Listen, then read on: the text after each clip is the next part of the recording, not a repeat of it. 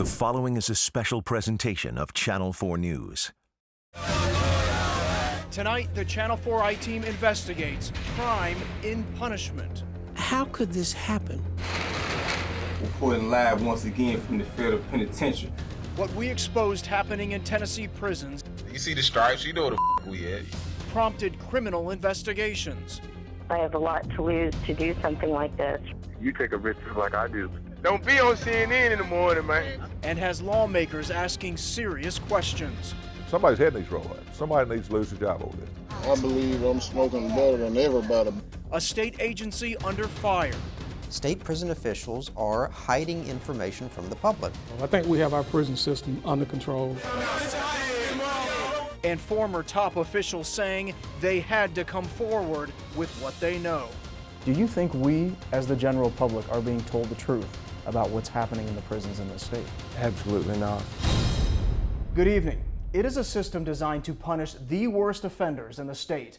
And for an entire year, the Channel 4 I-Team has been investigating what's really happening behind bars in Tennessee prisons.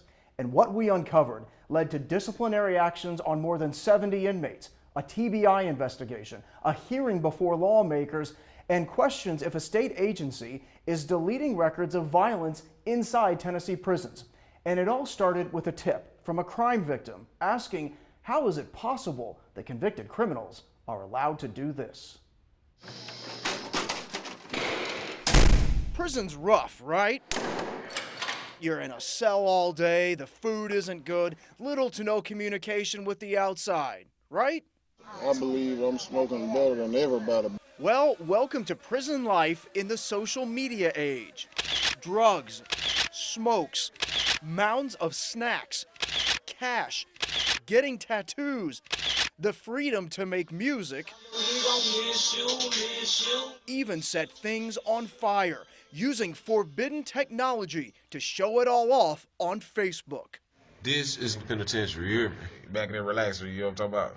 Relaxing, eating pizza, getting high while you're paying for them to be here. Anybody who sees those videos, they're going to be sickened by it, they're going to be angered by it. And we're not talking about just a few inmates who figured out how to get on Facebook.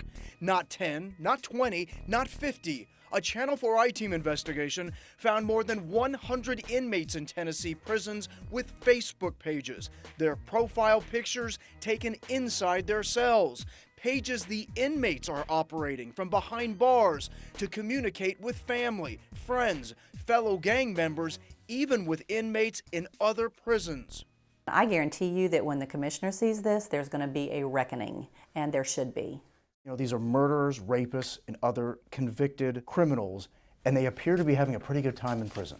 And I don't like it, but it's a problem that we face today, and it's something that we work hard on every day. And once you see the videos, you'll see why crime victims advocates like Verna Wyatt are infuriated. What we've uncovered is like a highlight reel of audacity. That's the world right there. That's convicted murderer Rivera Peoples. Here's the contraband iPhone he uses to make the videos. Listen to his buddy talk about getting high behind bars. I believe I'm smoking better than everybody. Then he asked Peoples about how much money he's collected while he's been in prison. How much money you got, Phil? 1,000? I got 1,000. I'm 1,000. I'm definitely 1,000. And he's not alone. Here's a photo we found of an inmate holding $200, and another inmate shared the same photo on his Facebook page, just like you would share a picture you liked. But let's get back to the videos. You see me? Peoples and his criminal pals are back. This time, it's daytime in the prison yard, telling everyone on Facebook that life behind bars, not so tough. Between me and you, man, you feel me? This ain't half bad. There's video of inmates watching TV, singing and rapping. It was so real, it fills me with this nausea. But none of that compares to convicted burglar Martez Wright, operating his Facebook page from inside the Shelby County Correctional Center, posting videos of his exploits while in a Memphis jail. First, he shows off what he says is marijuana. Then he talks about the side effects of smoking loud, a slang term for weed. Man, everybody in here on this stupid loud. We all hungry. And to satisfy his munchies, take a look at his spread. Man, we hungry. We finna get ready to eat this feast, scrumptious items that we get that we eat on a daily basis. What they're doing is breaking the law. They're rubbing everyone's face in it. There's also a real criminal element to all this. The Channel 4i team examined more than 100 communications and found this. 2 inmates in 2 different prisons having a conversation on the Facebook wall. One saying, "I need to get with someone at your prison, send me your number." And the other inmate posts the number to call. So here are 2 inmates communicating with each other in 2 different prisons. Well, it is a problem. Obviously, this is instant communication. Assistant Commissioner Tony Parker is in charge of security in Tennessee's prisons. How can a guy set a shirt on fire without your correctional officers knowing? You have 1 officer and 128 inmates in a prototypical housing unit. It appears that they have took something and covered up the door. Parker looked at every photo and every video we found. This has to be embarrassing for you. It's something I don't like, obviously. So imagine what the victims of these criminals felt seeing all that. Well, they had plenty to say, and the state took swift action. I could observe Miss Sadler lying on her back. Her head was bloodied. When Ivan Marino was convicted of strangling and murdering her grandmother, Michelle Elliott thought his days of enjoying life were over. Yeah, when I saw him in court, I figured I'd never have to see him again. Then the Channel 4i team showed her this, Marino's Facebook page. Despite being behind bars, he's posting updates, commenting on pictures, even showing himself playing the guitar. His profile picture taken inside his jail cell. My eyes started watering, I started shaking. I just couldn't believe I could see him again.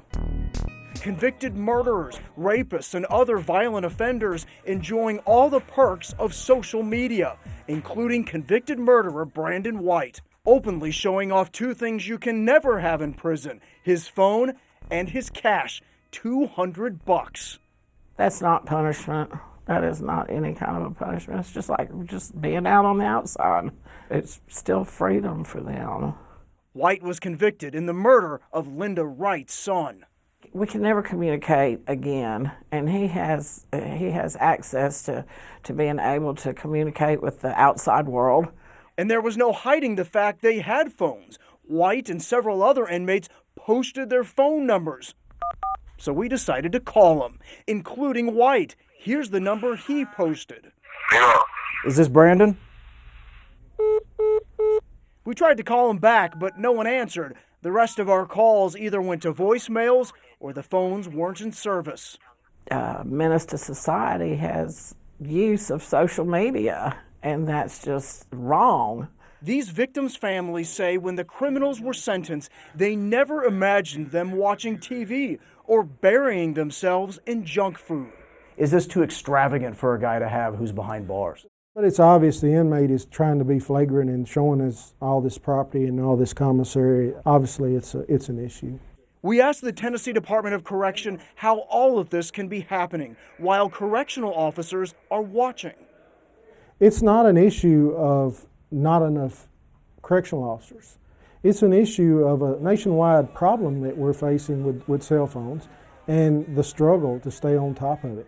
Sometimes the inmates on Facebook even surprise their own friends and family with their freedom. We found several posts with people writing on inmates' Facebook walls, "How are you locked up?" and on Facebook. Every Department of Correction struggles with contraband. It's something that I'm not proud of, but it's a reality. I think my first question would be, how is this happening? As soon as the Channel 4i team brought our findings to the state, they immediately launched investigations in 14 prisons across the state, finding 53 cell phones, drugs, and a deadly weapon. Disciplinary actions were taken on 70 inmates for having Facebook pages, and their Facebook pages shut down. Both Marino and White's pages were taken down. It's one thing to see inmates' outrageous behavior displayed using social media, but we found innocent people being harassed, even threatened, by the technology that inmates aren't even supposed to have. There he is, right there. Lisa Thompson thought it was odd that her cousin Eddie Phillips had a Facebook page while behind bars. But when he actually called her, she wondered just how much freedom he had. He said that he could get anything that he wanted. And then came the texts. They were harmless at first, but she started getting texts asking if she had friends who would send sexy pictures, then asking for sexy pictures of herself. She pointed out how disgusting that was coming from her cousin, and the response, "I'm his cellmate. Your cousin lets me use his phone." And that did it. I said, don't text me again.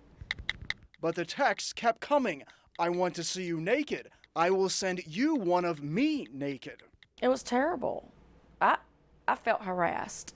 Her response, "Stop sexually harassing me." She says she called the warden and the state. Nothing has been done about it. Then she got a call from someone claiming to be an inmate, saying Lisa's family needed to put money in a prepaid card or her brother, who was also in prison, would be killed by gangster disciples. Her text, "Please don't hurt him. I will give you $25 next week." The inmate later responded, "What did your mom say? I need that green dot money pack card today." She wrote back, "Stop threatening me." We brought all this to the Department of Correction. Just as we did with all those photographs and video we found of inmates' behavior behind bars. A state spokeswoman said the commissioner would not answer our questions, but confirmed that 10 days after we shared these texts with them, this man, inmate Dennis Boykin, was found with a cell phone and admitted to texting Lisa Thompson, but nothing threatening, he said. Boykin is in the same unit with Thompson's cousin Eddie, who was caught with a phone back in January. But guess what? That didn't stop Eddie Phillips, because once he got a new phone, he even texted about that too, writing, "Got caught with a phone."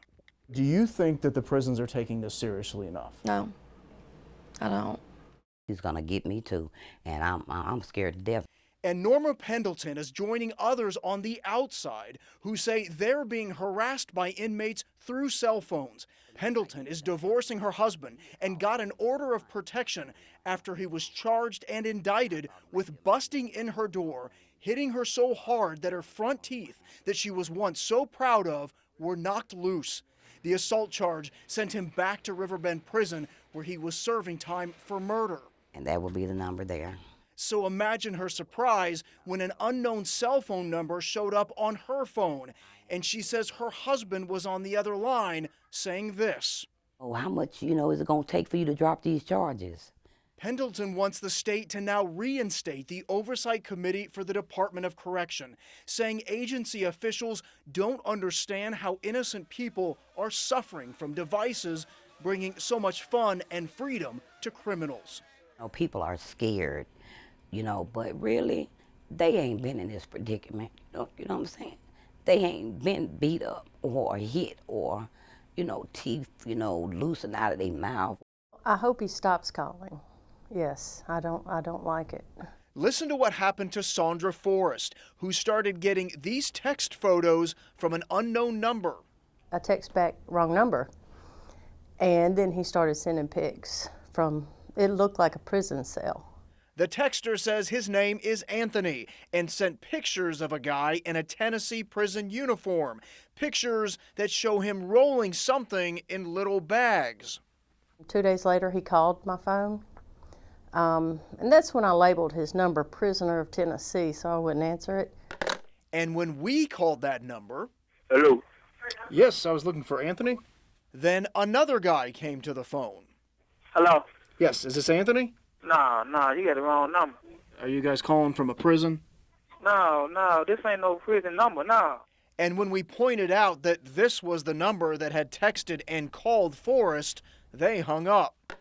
Not only is it scary, it's draining emotionally.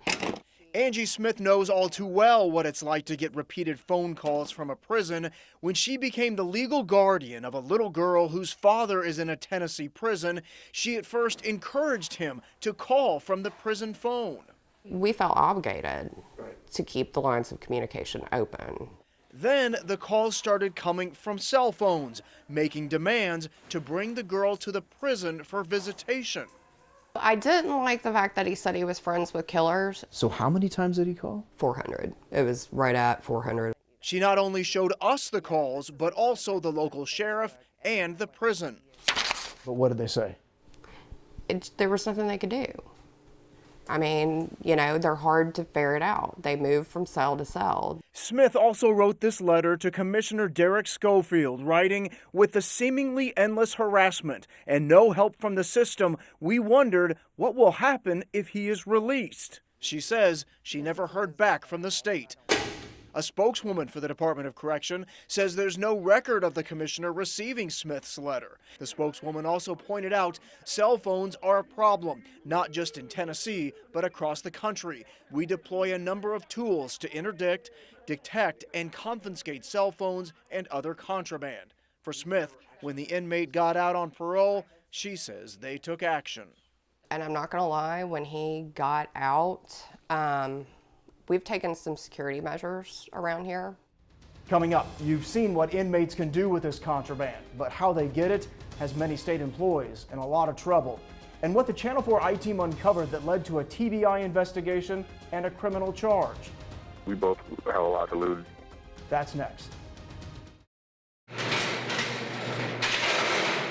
You've seen the parties behind bars and how inmates are displaying it using social media. But somebody has to provide all that contraband. And our investigation found some state employees doing more than just guarding the inmates. Department of Correction records show since 2011, 32 prison employees have been fired, accused of bringing contraband into a prison. The state's online records don't often detail what the contraband was, but in 5 of the 32 cases, they were specifically cited for bringing in cell phones or cell phone chargers. I think from time to time, we have staff that make bad decisions. The arrest of one correctional officer really gets under the skin of the assistant commissioner. I take it personal. A correctional officer at Riverbend, Josh Jackson, was assigned to what's called Strike Force 3. They're an elite tactical group whose job it is to seek out contraband inside the prison.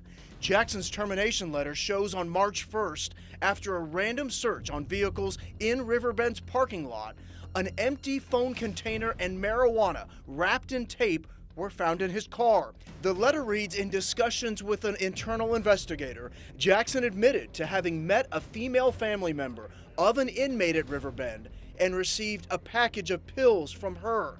The letter says while it can't be proven that Jackson brought the phone onto the compound and gave it to the inmate, he was still in violations of the state's policies. We repeatedly attempted to contact Jackson for comment, but were unsuccessful.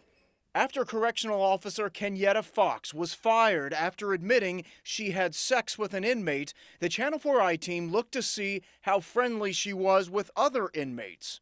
Everybody locked up, county jail, state penitentiaries. So, meet Doughboy. While in prison, he likes to rap, eat pizza, and post with his friends on his Facebook page. And the Channel 4 I-Team found among those friends is Kenyatta Fox. So how close are Fox and Doughboy? Well, when Doughboy wrote he got stabbed, she wrote on his Facebook page just 6 days ago that she saw him afterwards, and it was great seeing him and talking to him for a minute. Let's think about that. An inmate who isn't supposed to have a Facebook page in the first place is friends with a correctional officer who was writing on his Facebook page. And it's not only Doughboy. We found Fox has several friends on Facebook who appear to be in prison. She wouldn't work here. That's just as simple as that. You can't do that and work here. While he can't comment on Tennessee prisons, Davidson County Sheriff Darren Hall says it's universally known that correctional officers either in jails or prisons cannot have relationships with inmates. Zero tolerance. So just how friendly is Fox with inmates on social media? She posted this picture of herself, and then inmate Stevie Dixon at West Tennessee State Penitentiary, where Fox used to work, shared her picture on his Facebook page, writing, "I need it in my life." And when Dixon wrote about needing support, Fox wrote, "I got you." And it goes on and on, inmate after inmate. So was the Department of Correction aware of all this happening on Facebook? A spokeswoman says it's an ongoing investigation. After our initial investigations aired, I got an interesting call from an inmate inside his cell, inside the state's most secure prison. What we uncovered led to a TBI investigation and a criminal charge. If Riverbend Maximum Security Prison is so secure, how did an inmate send the Channel 4 I-Team these pictures from inside? How did we have dozens of conversations while he's locked up in here? You and I right now are talking, and you're in Riverbend. I'm sitting in my cell on a cell phone talking to you doing this interview. The answer is obvious. Inmate David Faulkner gets cell phones smuggled to him, and we're about to show you how he says he gets them. It all started in September when I started recording conversations with David Faulkner. He sent me pictures of his cell, the prison, his stash, his tobacco, and then this note that gave instructions of how Faulkner was to get another phone. $400 wrapped in plastic, $200 extra for weed. Let me know ASAP before I leave tonight. Signed, Simmons. Who is Simmons? Faulkner says he's a correctional officer. Over the last 18 months, I've probably bought 20 phones from him, probably 1,000 packs of cigarettes, probably at least a pound of weed. Hoping that coming forward with what he knows would get him moved out of Riverbend into another prison, Faulkner enlisted the help of his fiancée, Sandy Jordan, to give all his information to the State Department of Correction. They basically all just kind of laughed at me. They didn't, they didn't feel that there was any credence to this. So Jordan and Faulkner began to work with the Channel 4 I-Team to gather more information, starting with texts of how to arrange getting a phone inside the prison. A guard was texting me during his shift. When Jordan suggested they meet at her hotel near the prison, the text reply, "Too close to work, that's way too risky." That's when Jordan made a bold move and recorded the conversation with the guard. I have a lot to lose to do something like this. You take a risk just like I do. I'll be honest with you, it scares me. We both have a lot to lose. And it can be anything I want, phone, weed, anything that he needs, right? Yeah. The cost for the contraband, $3,000. Like I said, I don't mind helping him out, but because of what it is, it has to cost him because of the risk that I take. Then another request by text. I want to know what you look like. Jordan responded, and this picture was sent in return. The TBI confirms that's Kevin Simmons, a correctional officer at Riverbend Prison. When the Channel 4 I-Team brought all this to investigators with the Department of Correction, they contacted the district attorney, who called in the TBI. That's when the TBI asked Jordan for her help. I wanted to make sure that they knew that we had this kind of leverage. They needed to act. The TBI confirms to the Channel 4 I-Team they took Jordan to this hotel in Mount Juliet, and she arranged for Simmons to meet her. Inside the hotel, the TBI confirms they gave Jordan $3,000, a cell phone and tobacco to give to Simmons. And Jordan says as soon as the transaction was made, TBI agents moved in.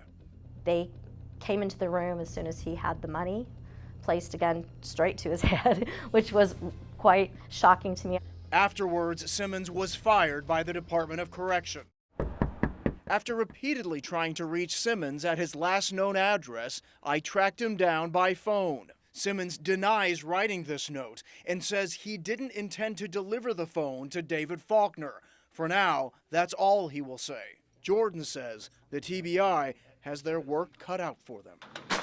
I believe they want to get the network within the prison because there's more people involved.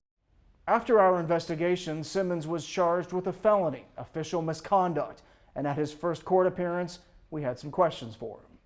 It appears when I listen to this, it sounds like that you are making this deal to get this cell phone into the prison. Not answering no questions. I told you that already. It appears you're in quite a bit of trouble. The world sees a lot of things in what appears to me and what not appears to be. Your assumption is your assumption, and the world assumption is the world's assumption. My assumption is different. I will contact you after this is over with, and you will sit down. Because we have a lot to talk about, trust me. Is there widespread corruption in that prison? I'm not going to answer any more questions. At Simmons' last court appearance, he asked for what's called judicial diversion. It's a kind of guilty plea, and if a judge approves it, it could one day be expunged from his record. And we would find more correctional officers in serious trouble in our next investigation. Former prison employees came to us with what they said was another example of outrageous behavior behind bars. The state wouldn't discuss it, but public records told the story. Beauty pageants, the crowns, the gowns, the glamour. It's what you'd expect to see on stage, on TV. Just not in a state prison. A place where inmates are supposed to be serving time for serious crimes. Disciplinary records, memos, and former employees tell of what's described as an inmate pageant with mass chaos, all with correctional officers standing by.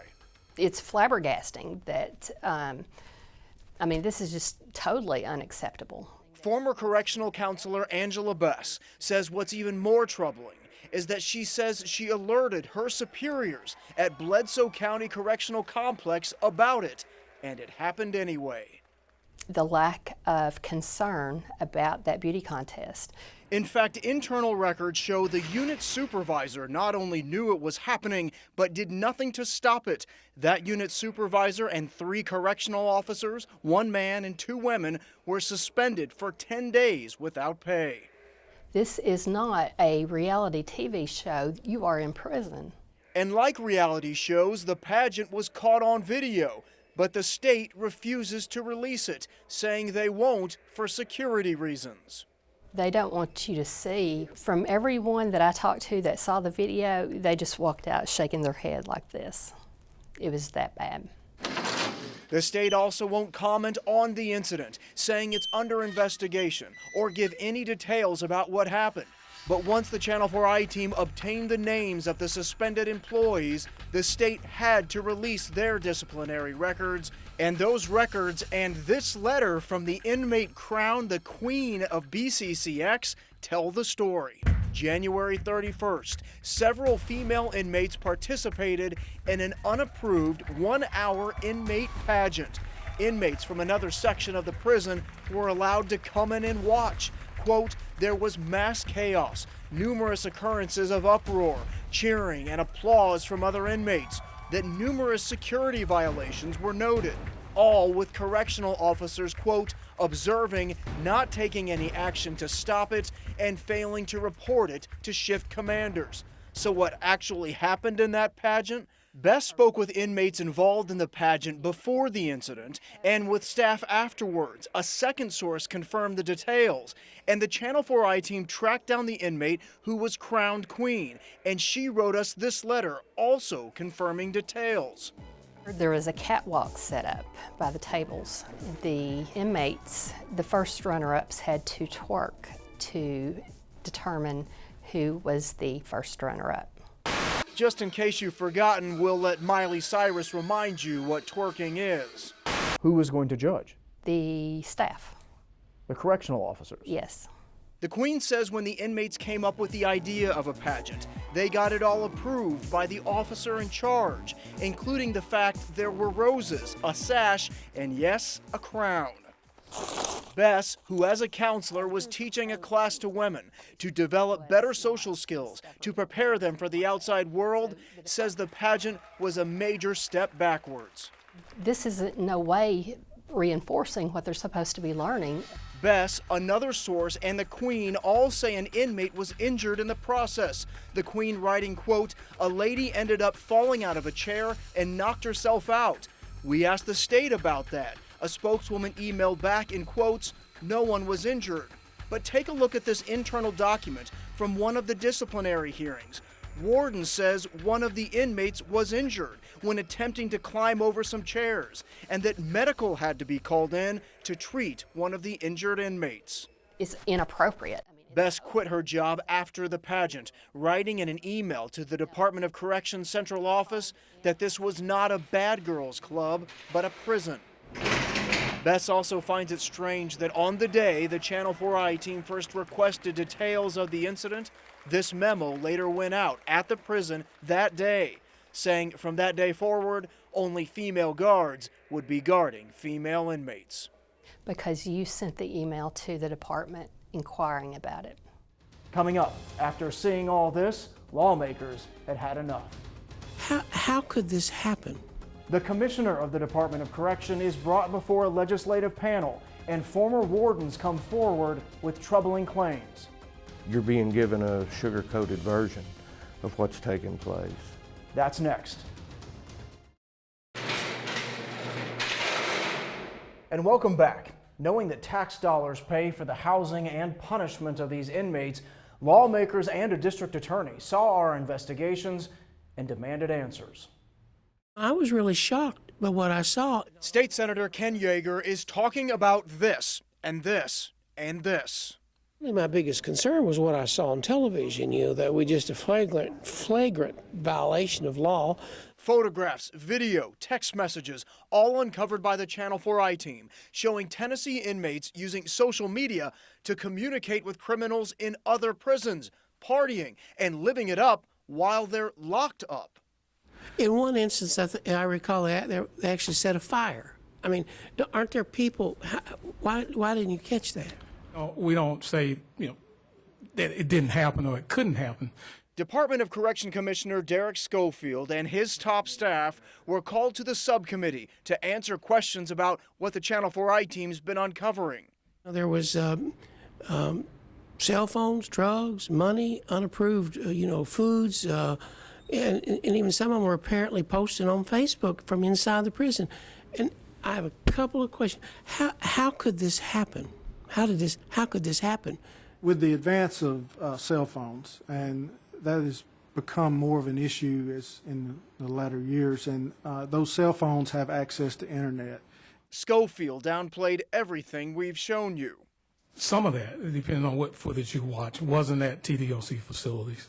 He may be talking about this video, which we originally reported was taken inside a county facility, but it was posted on Facebook while the inmate was in a Tennessee prison cell. Schofield also challenges our findings of how many inmates were on Facebook. But after we brought our discoveries to the state, 70 inmates were disciplined. Assistant Commissioner Tony Parker also mentioned that in the last 4 months of 2013, 5 staff members were arrested for bringing in contraband. It's unclear if that number includes former correctional officer Kevin Simmons, who the Channel 4 I-Team exposed allegedly planning to slip contraband into the most secure prison in the state.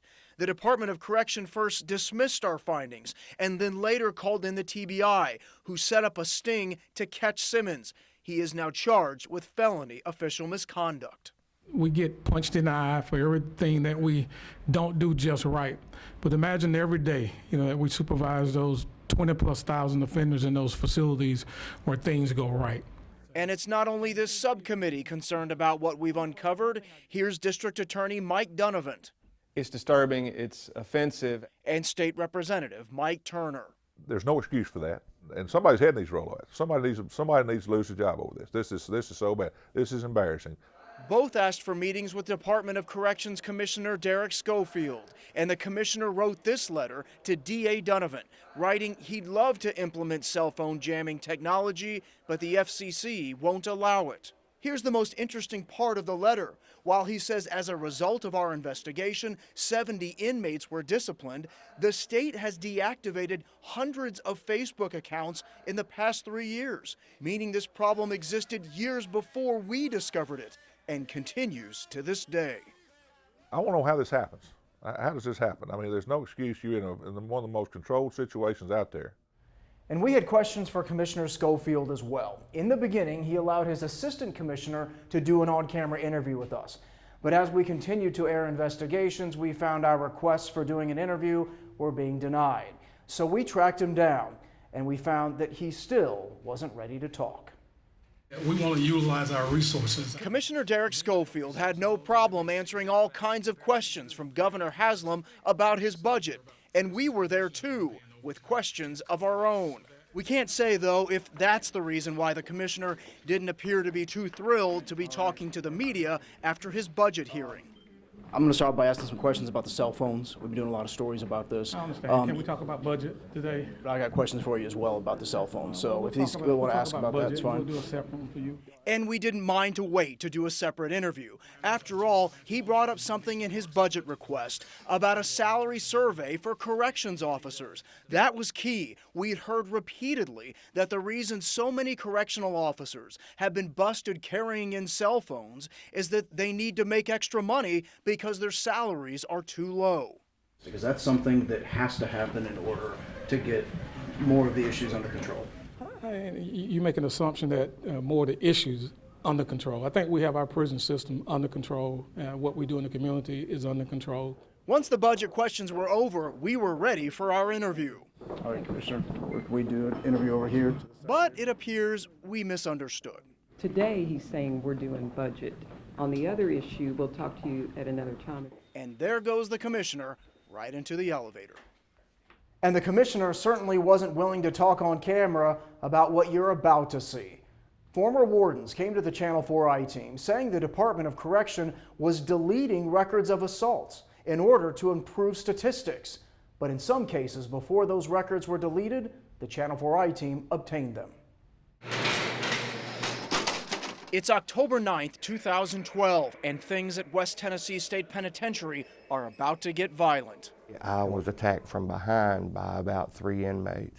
Watch as a riot breaks out, and former warden Jerry Lester is caught up in the fight. Staff and inmates fall, leap over each other. After the riot is contained, Lester starts to feel pain. I wound up having to have surgery for a torn rotator cuff and was unaware of it at the time, but my arm was actually broken as well. But in all the state records of that riot, there is no mention of an assault on warden Jerry Lester. And there appears to be no record of it. Correct. In fact, none of the inmates involved in the riot were ever charged with assault, instead disciplined for participation in a security threat group, a charge Lester says isn't included in yearly stats of assaults provided to the governor and the public. This former warden says this is just one example of a calculated effort being made by his former agency, the State Department of Correction, to hide assaults on staff and inmates. Do you think we, as the general public, are being told the truth about what's happening in the prisons in this state? Absolutely not. You're being given a sugar-coated version of what's taking place. And he isn't the only former warden coming forward. I do not think the public knows what's happening in this prison. That's recently retired Deputy Warden Andrew Lewis. Lewis says after spending much of his career investigating assaults in prison, he was told by his warden that he was no longer allowed to classify assaults on internal reports, that the wardens would now review each case and make that determination. Experienced staff knew what an assault on staff was. I knew what an assault on staff was. Lester says he and other wardens were given a clear message from Commissioner Derek Schofield and his upper management. And anything that could be changed to staff inmate provocation, we were to do so. Is it safe to say you were encouraged to turn assaults into something else? Encouraged, if not ordered to. That's the way I felt. I felt like we really don't want the accurate number of assaults reported.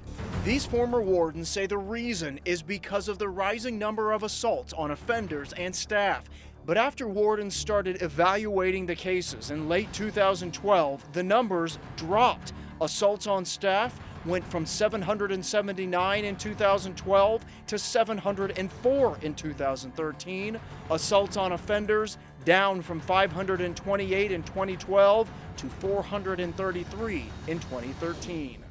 All we've actually done over the past 2 years is rename a lot of the incidents so they don't appear as assaults.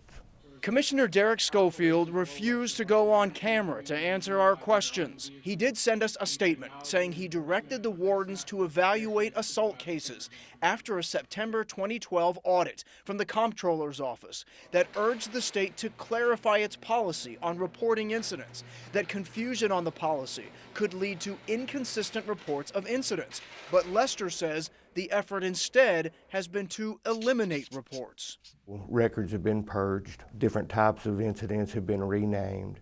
And take a look at this. This internal memo dated April 2012 from Jason Woodall, Deputy Commissioner of Operations, shows assault cases reported by staff. After review, 12 of those assault cases were deleted, citing that errors were made in the initial reporting. The Channel 4 I-team obtained some of these cases from a source before they were deleted. One reads an inmate was hit in the mouth by another inmate and evaluated by a nurse. The handwritten notes on the incident reads, "Coded incorrectly, needs to be deleted. No inmate was charged." Just because an inmate was not charged with an institutional disciplinary offense doesn't mean that you just erase the incident report as if it didn't happen when it really did. Prison watchdog Alex Friedman says none of the cases first deemed as assault and later found to be something else should have ever been deleted. State prison officials are hiding information from the public. They're deleting information, they're deleting records, and the public has a right to know. We sent all of these records to the commissioner for clarification and for further explanation. Again, he wouldn't do an interview, but in his statement wrote, when incidents are found to be incorrect, modifications and deletions are required. TDOC has never attempted to cover up assaults or any other incidents. Lester and Lewis both say even the governor hasn't been given the correct numbers of assaults. You have concerns that he doesn't know? Yes. If this does not wake people up and make people understand that the way prison officials in this state are reporting incidents and basically covering up higher levels of assaults, then I'm not sure what it would take. And the Channel 4i team just obtained new numbers that show while assaults are down, the number of inmate staff provocation, like the inmates were charged with after the riot and injury of the warden, are up. Take a look. 393 in 2011. 521 in 2012, and up to 739 in 2013. Our investigation into the deleted cases prompted not only concern from a lawmaker, but also an internal email from the state calling our story propaganda. What I am concerned about is the deleting of records. I will definitely reach out to department staff regarding both stories. The Channel 4i team also obtained this email sent out to wardens from Assistant Commissioner Tony Parker calling our stories propaganda and giving talking points to address questions from staff, including, we know that assaults occur in prison and we're not trying to deny that. Our effort is to get a more accurate reporting system and ensure incidents are coded as they should be. These former wardens say even the governor is being misled. These wardens don't believe you've been given the right number of assaults. I think the important thing is to make sure we're all defining incidents in the exact right way, and that's what I've asked the Department of Corrections to follow up with me on. Coming up, from state prisons to the federal pen. We promise you we're going to get y'all the video y'all want. The Channel 4i team takes our investigation beyond the border of the state. And the most notorious serial killer in Tennessee weighs in on our investigation. That's next. As we continue to mine social media for proof of other inmates' wild behavior, we came across something unexpected. Inmates claiming to report live from inside a federal penitentiary. Yo, what's up, everybody? It's your boy Stackhouse of Dawn reporting live from the federal penitentiary. You could call it the Stackhouse and Boo Show via the federal penitentiary in Atlanta. Y'all stay tuned in, man. You know, we always gonna keep y'all updated what's going on in this prison. These Tennessee natives, actual names Cameron Braswell and Rex Whitlock, show off their shoes, their stamps, their tattoos. They're posting the kinds of videos and pictures and status updates you see every day on Facebook, except they're federal inmates, one convicted of drug charges, the other drug and weapons charges. And until the Channel 4i team brought these videos and pictures to the federal prison system, the show went unnoticed on social media. The Federal Bureau of Prisons confirms they're now investigating. I looked at everybody comment, the hood love me. And it's easy to see why the feds are concerned. Braswell and Whitlock openly talk about using social media while behind bars to communicate with anyone. So keep on commenting, sending all friend requests. Y'all already know I'm accepted, man. And make no secret of how they're doing it, even when they have problems with the contraband.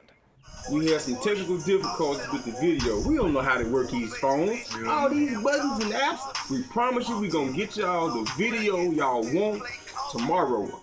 And on Braswell's page, he even thanks the president and U.S. Attorney General Eric Holder for reducing prison sentences for drug offenders. I'm responsible for being caught with 8 kilograms of cocaine down here in Atlanta. A spokesman for the Federal Bureau of Prisons denied our request for an interview, but sent us a statement reading in part, federal inmates are not authorized to use any equipment that would allow for creating videos of themselves inside our prisons. We immediately conduct investigations into these matters. The spokesman says they're now contacting Facebook, so it may not be long until these Tennessee shout-outs are silenced. And what's up, Memphis? What's up, Clarksville? What's up, Kentucky? What's up, all surrounding counties? One thing we've certainly seen is that inmates are watching what we're reporting. One person tuning in, Bruce Mendenhall, the most notorious serial killer in the state. Bruce Mendenhall is weighing in. The convicted murderer, accused of killing several other women at truck stops in and around Tennessee, wrote to the Channel 4 I-Team after watching our investigations. Quote, "I see you've been doing an investigation here at Riverbend, where I'm at," he writes. "This is to advise you how cell phones come into this place." Mendenhall writes, gang members here get a guard to bring it into them first. That's also how other inmates get hurt. They bribe the guards to turn their heads. He goes on to claim that a gang member ordered a hit on a correctional officer using a gang member's cell phone. The Channel 4 I-Team also followed the money, and we found the state making serious money off calls made from landline phones in prison, and critics saying that's part of the reason why inmates smuggle in these cell phones. We also found inmates enjoying all kinds of social media with this contraband. That's the world right there. If Tennessee's prison inmates need a social media guru, Rivera Peoples would be it. You see, he's moved on from posting videos on Facebook. Now Peoples is on Instagram, the popular social media photo sharing site. There he is working out. There he is flashing cash. There he is on Channel 4. Yeah, he took a picture of himself from one of our promos and put it on Instagram.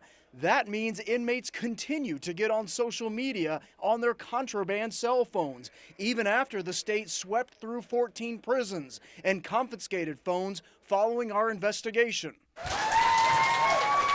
The question is, will a recent decision by the FCC make a dent?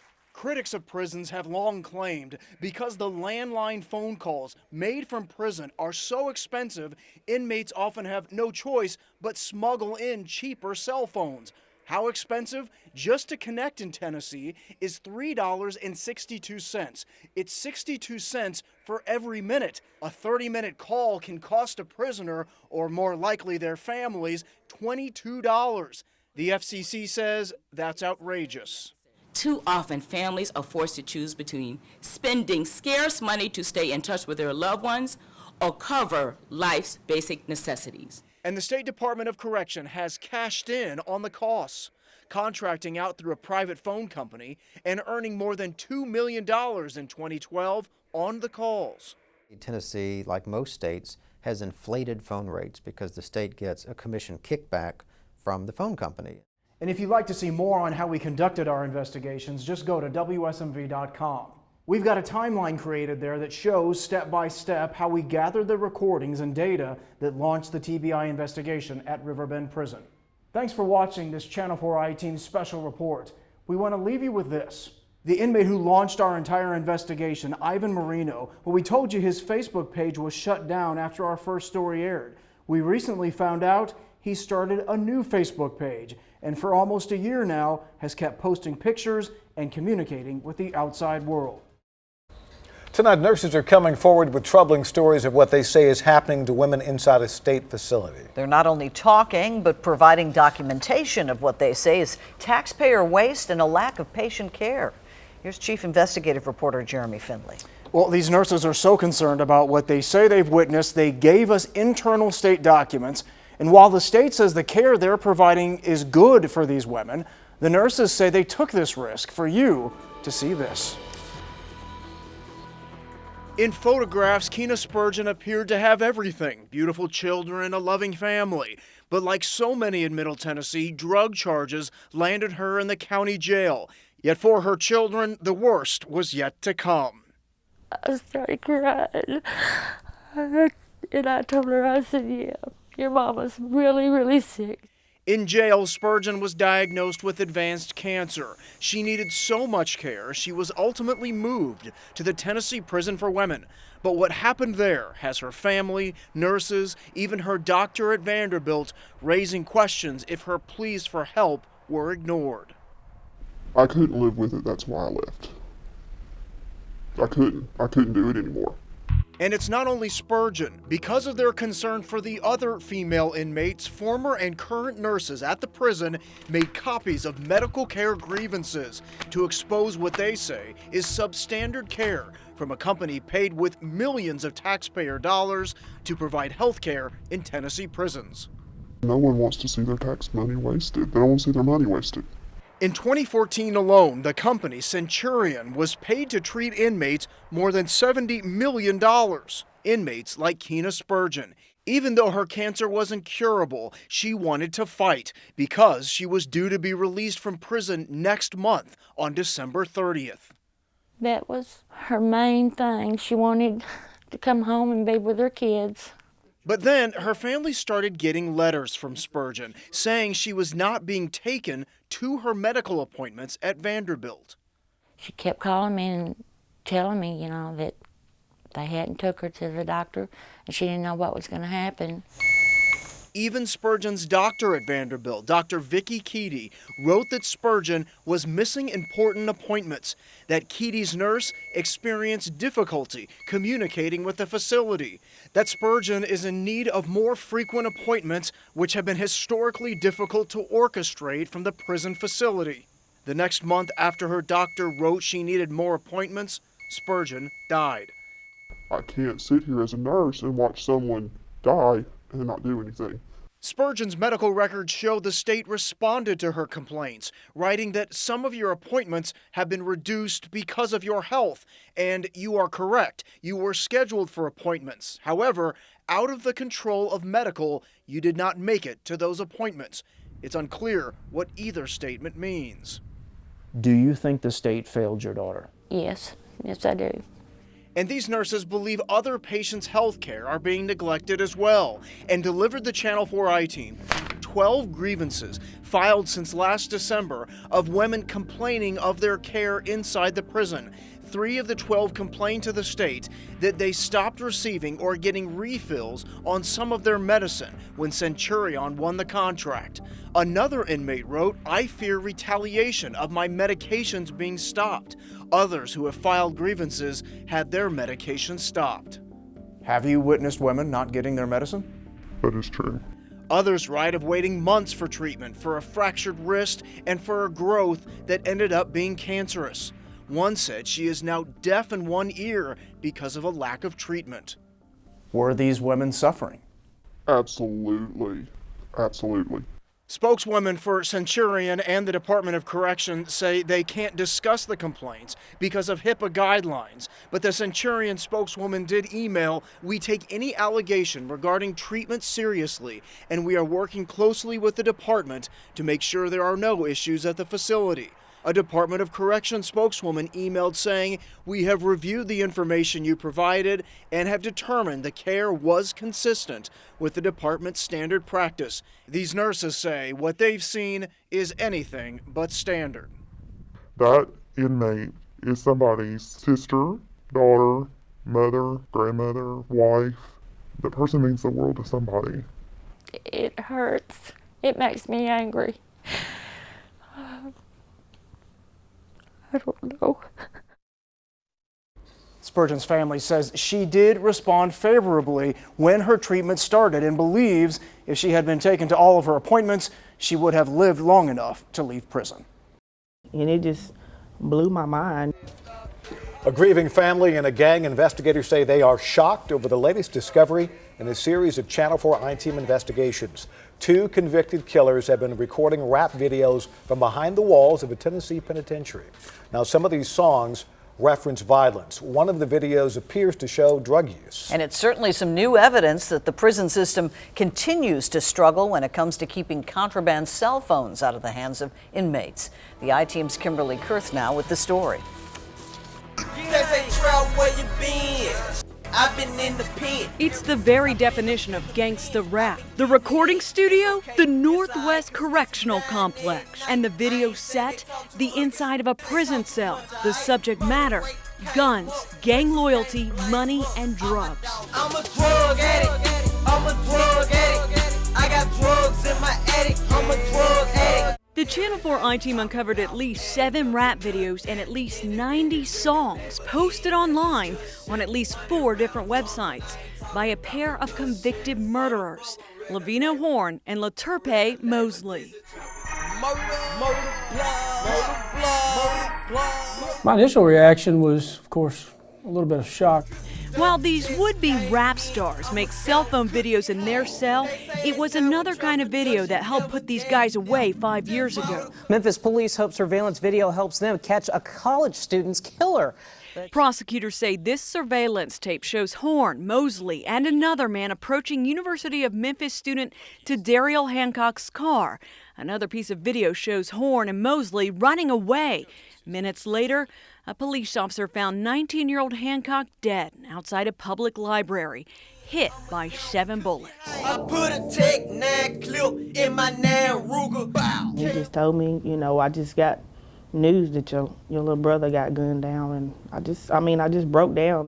Prosecutors say the motive was twofold, robbery and a love triangle. Co-defendant Charles McLean and the victim had both dated the same woman, and the victim was known to carry cash. Now, Hancock's little boy is growing up without a father. This is my baby brother. You know, he's in college, working, taking care of a kid, and he was a good kid. He had a lot going for himself. And investigators could not believe what else these videos and prison records revealed. After Mosley and Horn committed a murder together, the Channel 4 I-Team has learned the state made them cellmates. You have 2 criminals who have planned a murder and carried it out, executed somebody, and they're sharing a cell. I was shocked. I actually did some research into that and found out that there are no laws or policies preventing that. Mosley and Horn spent 14 months in the same cell, and they found the freedom to make music together, post it online, and use social media to try to market it to record labels. It's okay, it's alright, cause snitches dying at night. I ain't saying they talk too much, they talk too much, alright? The case against Horn and Mosley hinged largely on the testimony of a friend turned informant, and gang investigators noticed a theme in some of the songs we uncovered. And it seemed to be sending a clear message saying snitches die. I swear I hate them testifying, but we don't kill rats. We let them suffer. You may wonder, how can someone record music with just a cell phone? Well, smartphone apps allow you to find beats, record on top of them, and even produce flashy videos with just a few swipes. And it seems simple cell phone videos weren't good enough. There are 3 videos of Mosley's posted on YouTube, made by a video producer who worked in video from the duo's Memphis neighborhood, including this one called Drug Addict, which features a rapping child and shows what appear to be drugs inside the prison.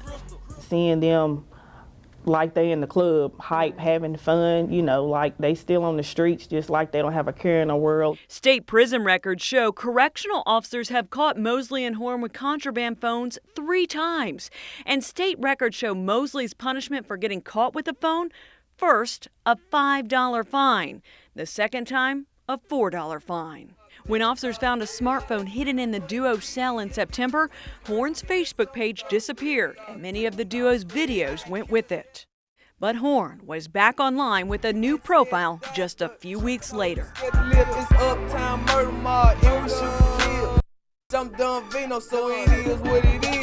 Both Horn and Mosley have appealed their murder convictions and have maintained their innocence in court. We can now report these guys are no longer cellmates. State prison records show Laterpe Mosley was moved to another prison in October. We asked the State Department of Correction what its policy is regarding co-defendants in a murder sharing cells. In a statement, a spokesperson said, quote, "Facility and cell assignments are very complicated processes that involve many factors, including security level, programming needed, age of offender, investigative needs, job assignment, and many other factors. As for the contents of all those songs, the Department of Correction will only say that both inmates are under investigation.